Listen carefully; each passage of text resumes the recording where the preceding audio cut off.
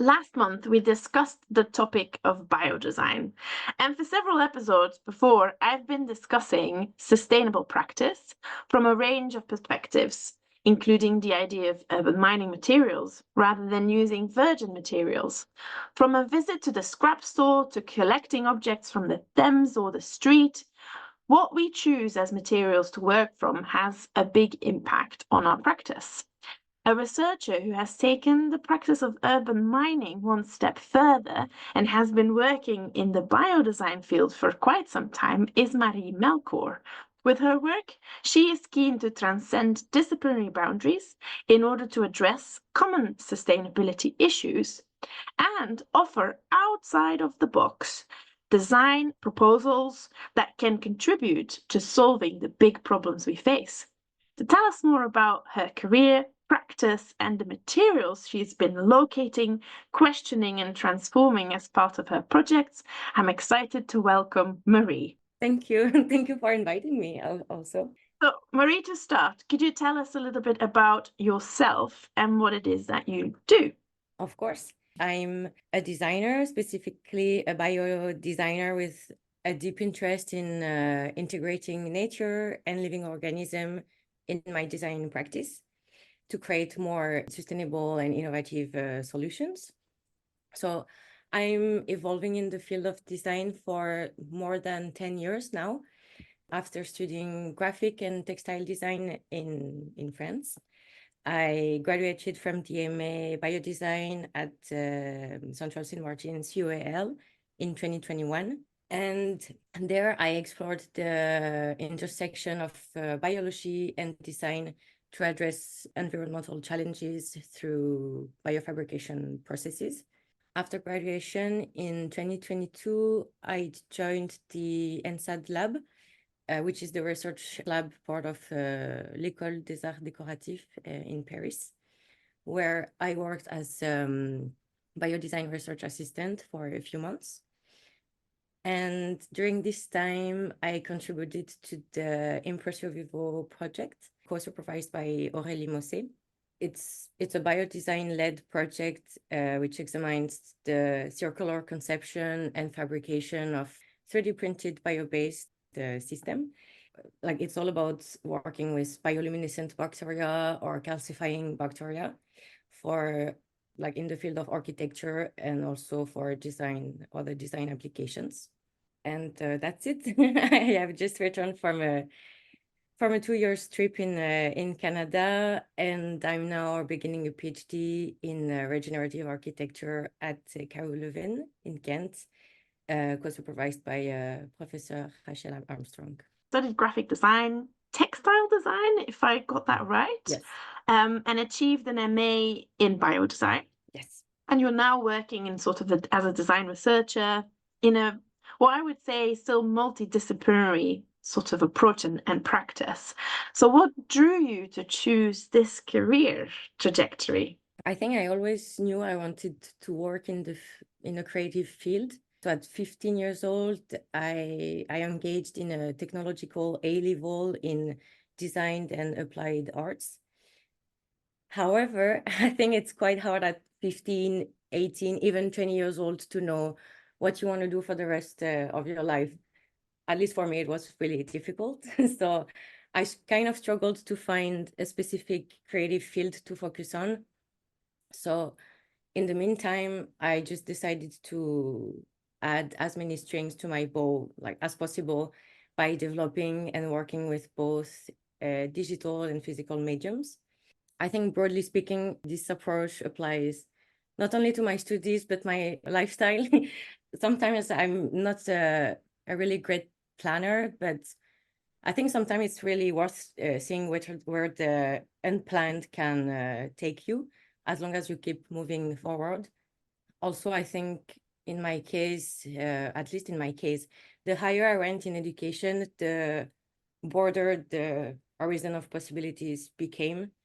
And I'm not saying it's always the case for everyone. Like, of course, there is always an element of luck involved. I'm saying that because as a French person, I noticed significant differences when comparing access to higher education in France or in the UK. Like in France, most studies are free, and I believe that if I were born even in Canada, which uses the same education system as in the UK, my path would have been really different.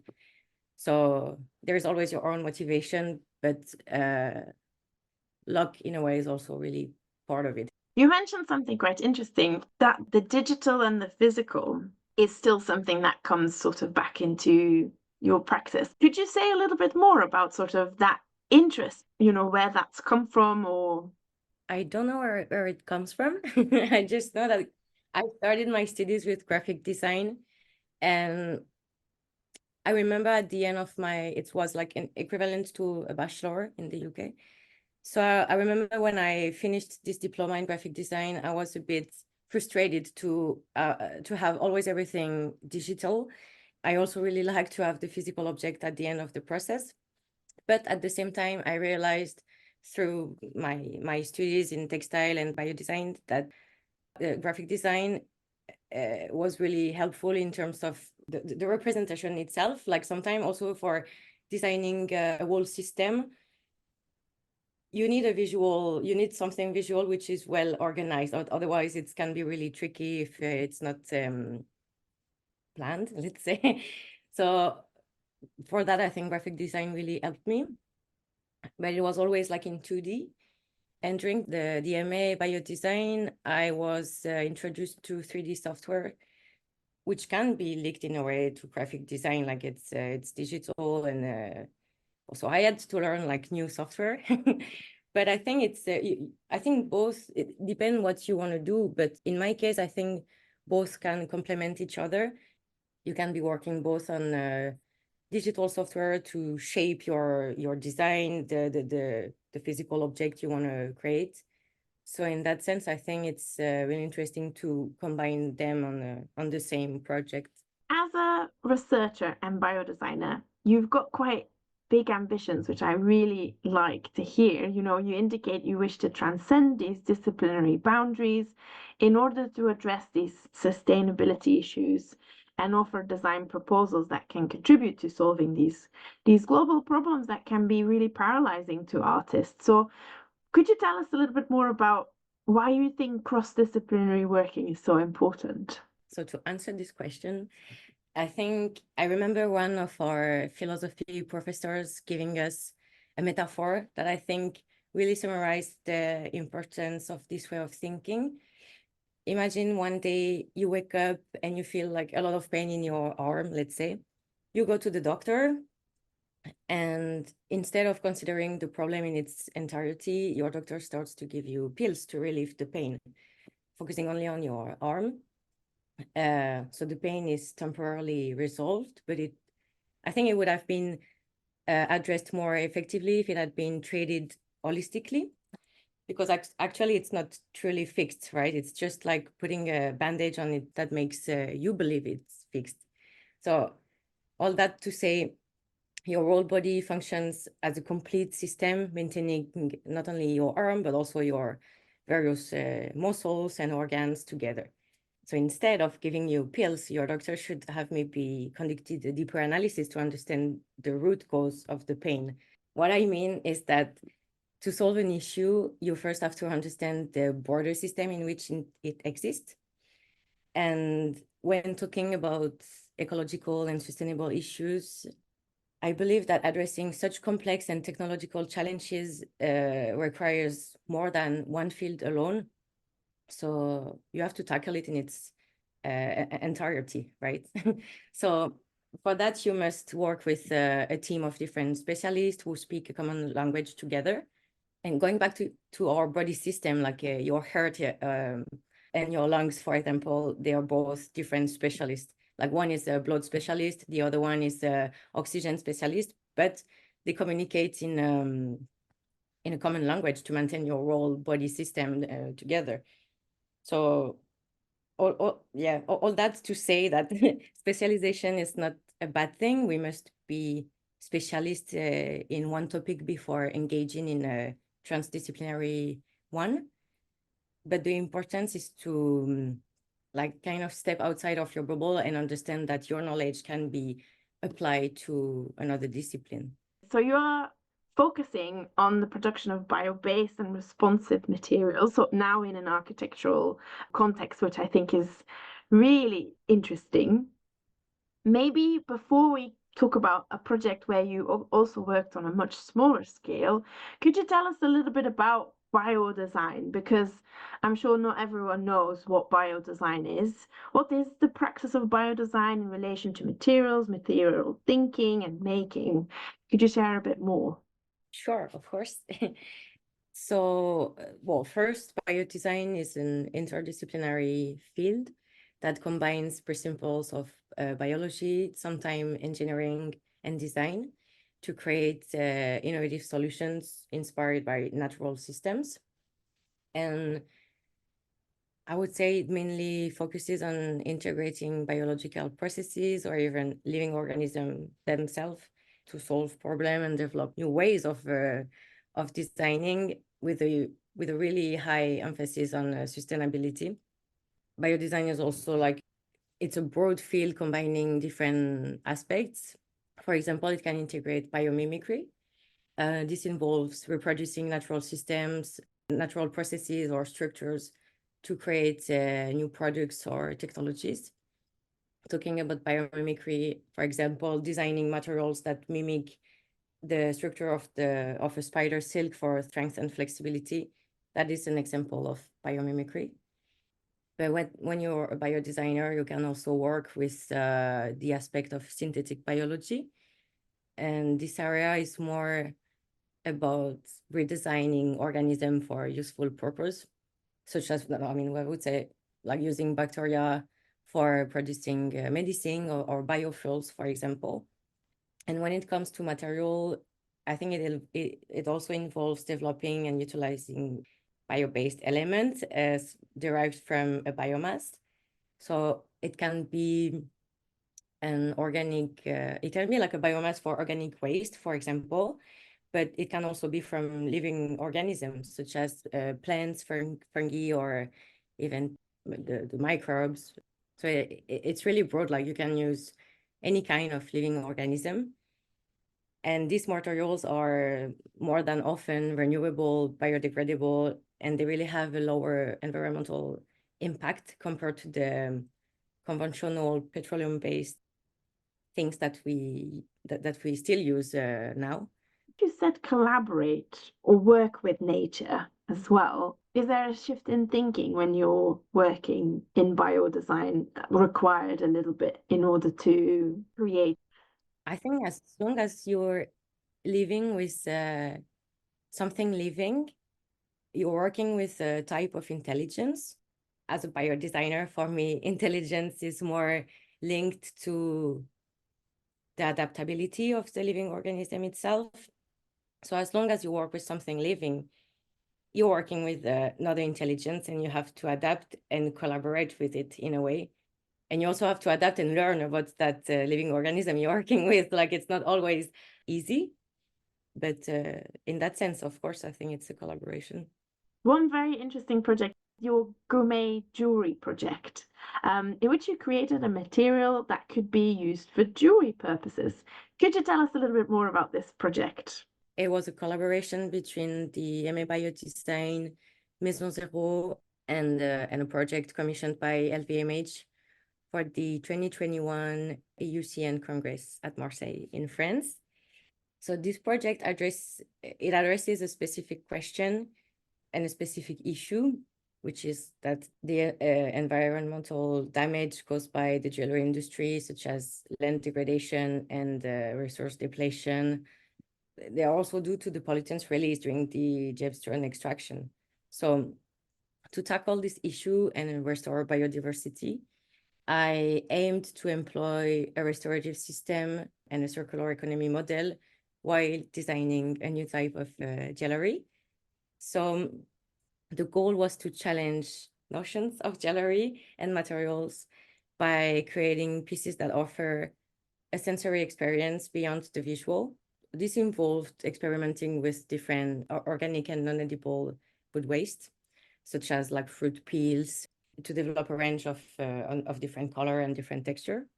And yes, the project also explores the possibilities for personalization and customization, because since the materials are derived from food waste, they can be flavored and colored according to personal preferences, making each piece unique and really specific to the person who will wear the jewelry. And additionally, the use of seasonal food waste, for example, ensures that the jewelry designed in summer will be different from the one created in winter, reflecting also the seasonal variations in food consumption and creating distinctive jewelry that reflects the time and the place of its creation.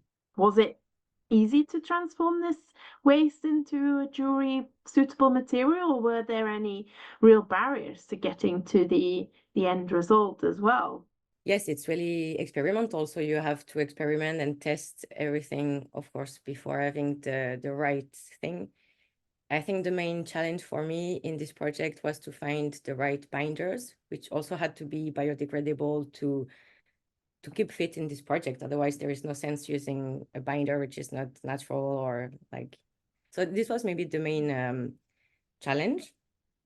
But once you have it, your jewelry, yeah, I think a key inspiration behind this project is to emphasize sustainability, but also the ephemeral nature of consumption, like by crafting a jewelry that is temporary and biodegradable.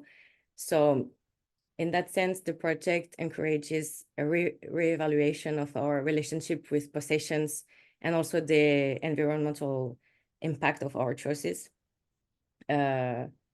What happened to the project afterwards? I mean, just wanted to ask you, is anyone using the material for more jewelry, or are you creating more pieces with it?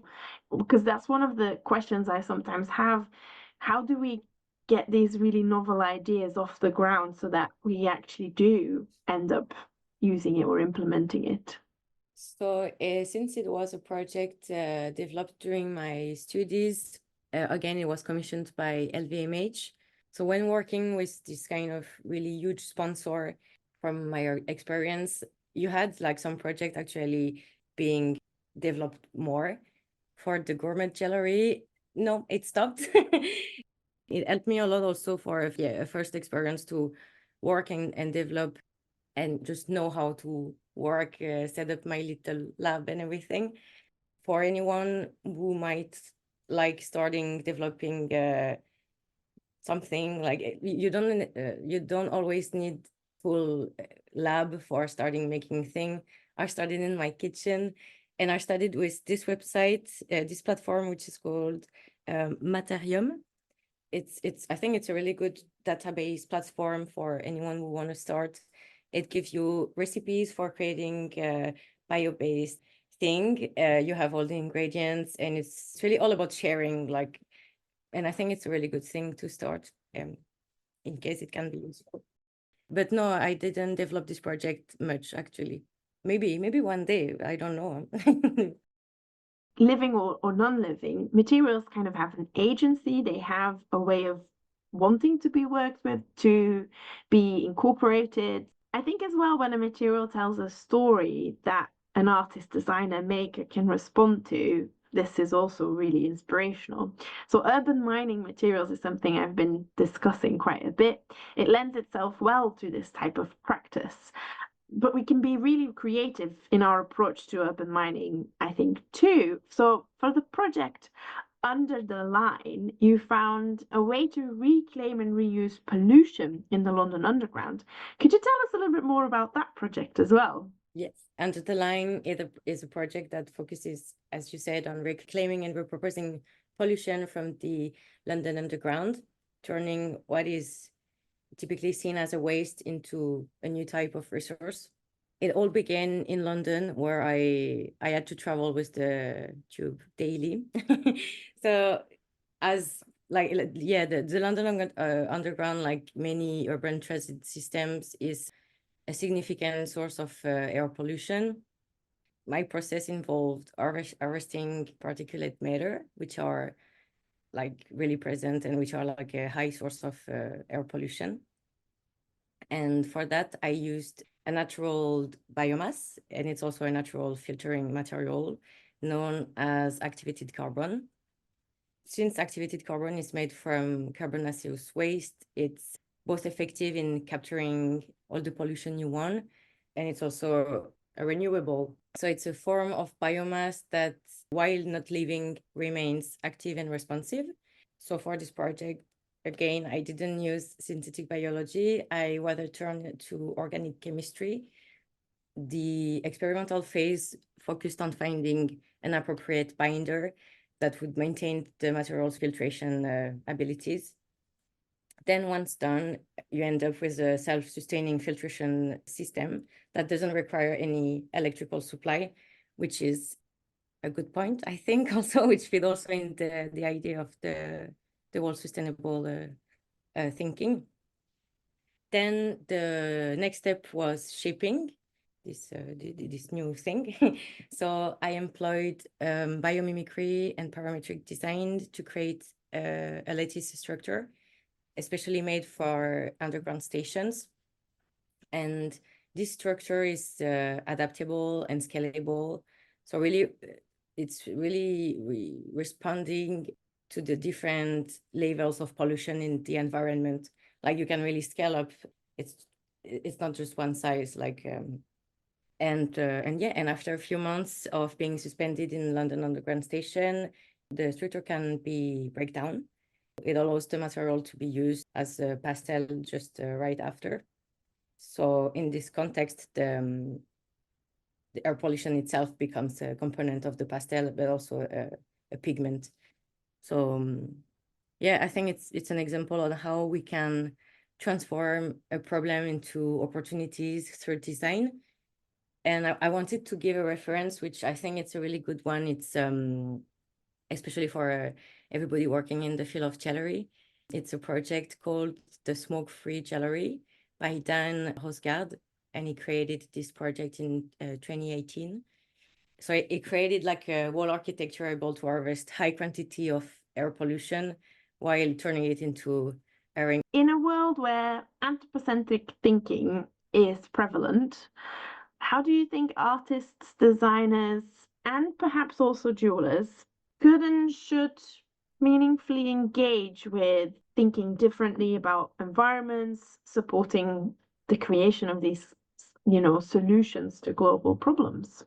So I think all creatives can engage with this post-anthropocentric shift by maybe first by reconsidering the life cycle of their creations. Maybe it's about designing for longevity with high repairability of your design or art. Or maybe you want to include a more ephemeral aspect to your project with biodegradability or upcycling, ensuring that your work contributes to a circular economy rather than a disposable one. I think this mindset can really help to reduce waste while also encouraging a more aware consumption. Maybe I was thinking maybe also the shift occurs in how we interact with our surrounding objects. Maybe it's in the relationship itself. I mean, maybe you might want to find effectiveness or functionality in an entirely different way. Like, for example, I remember one of my classmates during the MA Biodesign. She was really interested in developing organic jewelry that could interact with our body in a symbiotic relationship, which means that both yourself and the living organism you're using find a benefit together. And I think this approach involves more than just considering the material. It's also about creating a new system and understanding the relationships you can benefit from your organism. So for instance, you might use beneficial bacteria in your jewelry that positively impact your skin, or maybe you want to incorporate microalgae that could help harvest air pollution or CO2 around you, because microalgae needs CO2 anyway for the photosynthesis process. In a way, so it would also be beneficial for humans, because after the photosynthesis, the algae would release oxygen. You have so much different organisms and they all do different kind of things. So all the possibilities are really, you have a lot of possibilities. For anyone someone interested in sort of new materials, exploring boundaries between disciplines, what do you think are the challenges to look out for? And would you have any advice in overcoming them? Yes, I think it can be challenging sometimes. Maybe the first boundary when working in a cross-disciplinary context can be the knowledge gaps sometimes, especially when you work at the intersection of disciplines. It often means going into areas where you may not be, I mean, you may not have a lot of expertise. So this can be challenging, but it can be also really enriching. Like to overcome this, I mean, you can always overcome this. So for that, maybe I recommend having a learning mindset. Like, for example, I started to be in the field of biodesign through workshops. So I think it's really, yeah, you can attend workshops, courses, read a lot yeah, about the fields you're interested in. And also don't be afraid to ask questions to experts in those areas. Like, I remember at the beginning when I started my studies, I was always a bit afraid to contact someone being really a specialist on that topic or that living organism. And the more you do it, the more you understand that a lot of people want also to share their knowledge, and it's fine. Like there is no problem with that. Maybe a second thing would be communication. Like different disciplines, they often have their own jargon, and also the methodologies they use can be different, which can make the collaboration challenging sometimes. So I would say effective communication is always key in every area. So maybe spend time learning the language and the basic principle of the discipline you're engaging with, and be patient with your learning. Like it takes a lot of time sometimes, and it's fine. Like you're not going to become an expert in an area in a week or even in a year. Like you have also to see your progress in a really we have time, like let's say. And maybe the last one, probably the most important, is that you will also have a high risk of failure. Innovative things and methods need a lot of time to be developed. Not every experiment will be successful, and that's okay. Like maybe you can always view your like failures as a progress in your project. So in that sense, maybe being like having a resilient mindset and being prepared to reiterate your ideas, it's really important, I would say. The speed at which designers work and the speed at which some scientists and some designers, obviously not to generalize, but that can be misaligned because there is just different approaches. Is that something you've experienced too?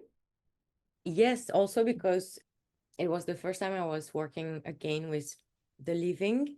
So when you have to work with biology and living organism again, the timeline is you have to grow it, you have to care and make it grow. So some it depends on which kind of organism you want to work with, but some organism need way more than a week to grow, and then like depend on it's time is a really important component, and you can't rush everything. It's not possible anyway. So you have to learn to deal with a like longer timeline, I would say, which is also really interesting, by the way.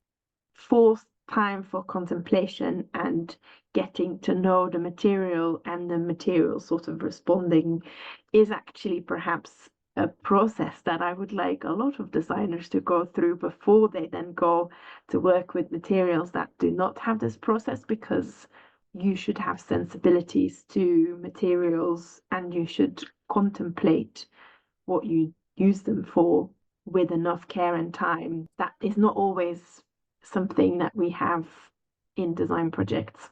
No, it's true. It's but that's why it's really interesting also. What's in store for you in the near future? So you mentioned you're embarking on a PhD in architecture. Could you tell us a little bit more about what you'll be working on and where can we sort of keep an eye on what's going on with your projects? I'm gonna work on regenerative architecture at KU Leuven, and I'm going to work mainly on bioreceptive facade, and I'm going to work with a totally new element for me, wood. So it's all going to be about like design inspired facade for architectural purpose based on wood. And one of the goals is also definitely to use living organism for different purposes, like for restoring biodiversities in urban environments. But like when you start a PhD, you have like different ideas. Sometimes some other comes on the way. So I don't want to say too much because I actually don't know specifically on what I will be working. But no, it's going to be a really interesting project. So I don't have any reading thing yet, but I wanted to say for anyone who might be interested on those kind of topic, KU Leuven will be present in the Dutch Design Week in Eindhoven in October, like late October. So you will have the research group from KU Leuven being present, like in case anyone is interested in learning a bit more about that kind of topic. Collaborating with others is something jewelers often do. It's unlikely you have all the equipment or skills you need to do everything yourself. Engraving, setting, casting, we're really quite used to working with others in the production process. But what about collaborating with nature? Or collaborating with those who know how to collaborate with nature, like bio-designers? Cooking materials, transforming waste into value, it sounds like the stuff of alchemists. What if we make new sustainable materials? What would that mean for our work? Would it become less valuable or more unique and interesting? A designer that has tried just this is Marie Melcore. Her projects show us you can find materials everywhere. Transforming them is, however, a real skill, and cross-disciplinary working would be interesting in a jewelry context to challenge the social constructs that hold certain valuing practices in place. Furthermore, if we cannot fully erase our discardable nature, which is hard to do as our lifetime, a human lifetime, is so short in comparison to the lifetime of our planet, we should seriously consider replacing any materials that aren't recyclable, reusable, or sustainably compostable with materials that are. Let's hope our future is one where this type of thinking is prevalent and where we find a way to distribute value more appropriately. So, for her work, thinking, and for her time today, I would like to thank you, Marie. We definitely look forward to seeing what you will create next. Thank you very much for having me and for thinking of me for your podcast. It's thank you. Next month, I'll be joined by another guest, so watch this space to find out who it is. But for now, this was Sophie Woons for the BHA podcast episode titled New Material Realities with Marie Melcore. Thank you for listening and have a wonderful day.